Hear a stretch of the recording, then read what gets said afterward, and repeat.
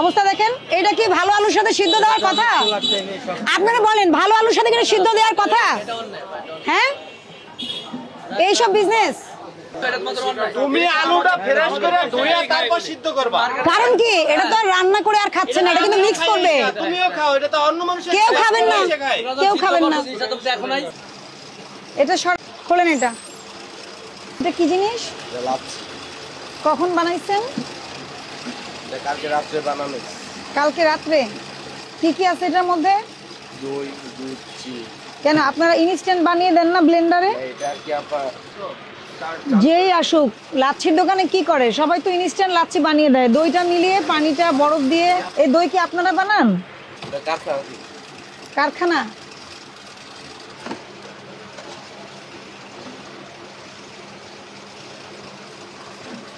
এগুলো আপনারা বাসায় বানান?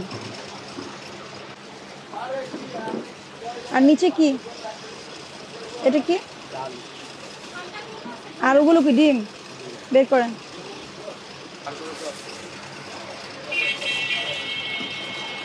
এটা কি কোনো হাইজেনিক ওয়ে হলো?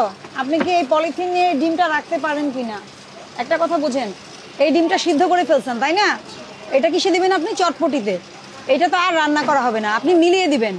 আপনি এইভাবে কখনোই রাখতে পারবেন না, এখানে ব্যাকটেরিয়া গ্রো করবে, পলিথিন ইউজ করতে পারবেন না। আপনি বক্সে রাখেন, যে প্লাস্টিকের যে ঢাকনাওয়ালা বক্স আছে ওগুলোতে রাখেন। এটা কি কোনোভাবে পরিষ্কার? এটা কোনো খাবার রাখার ওয়ে না, আপনি এভাবে রাখতে পারবেন না।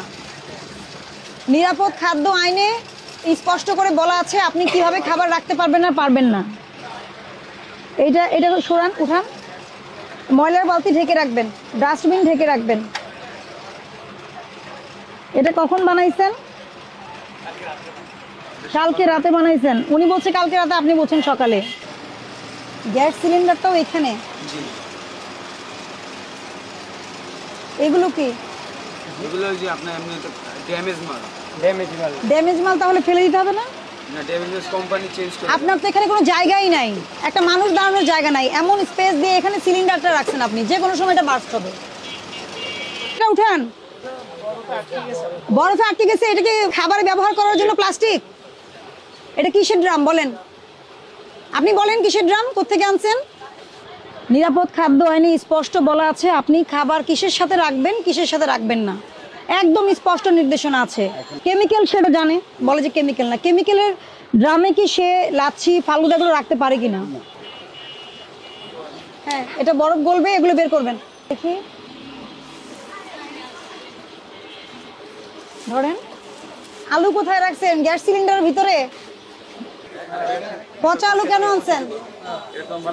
পচা আলু কেন আনছেন?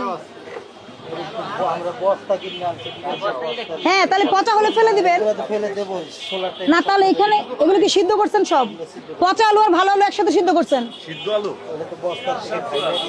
অবস্থা দেখেন, এটা কি ভালো আলুর সাথে সিদ্ধ দেওয়ার কথা? আপনারা বলেন, ভালো আলুর সাথে কি সিদ্ধ দেওয়ার কথা? হ্যাঁ, এইসব বিজনেস।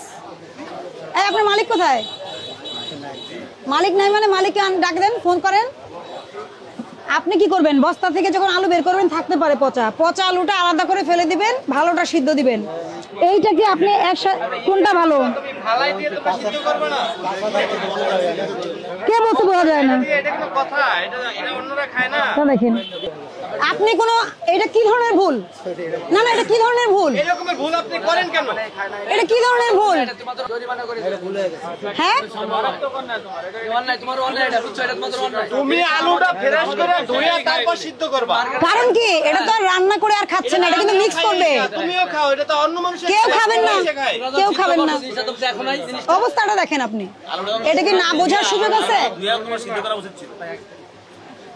ই দাও, লিফলেট দাও। আপনি কে কমিটি কি কথা দিচ্ছেন? হ্যাঁ, কথা দিচ্ছেন যে এটা শুধরাবে? 1 লক্ষ টাকা জরিমানা করা যায়, আমি 30,000 টাকা জরিমানা করলাম।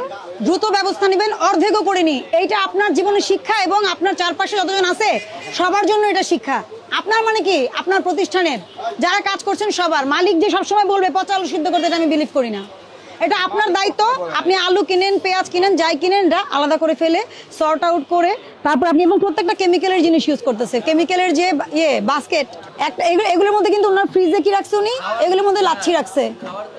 আমাদের কিন্তু ক্যান্সার কেন বাড়তেছে, এগুলো কিন্তু কার্সিনোজেনিক, ঠিক আছে, এগুলো কার্সিনোজেনিক।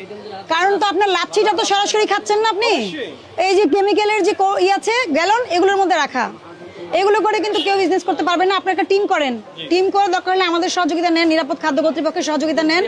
এত সুন্দর মার্কেট এই 4-5 জনের জন্য কিন্তু নষ্ট হয়ে যাবে।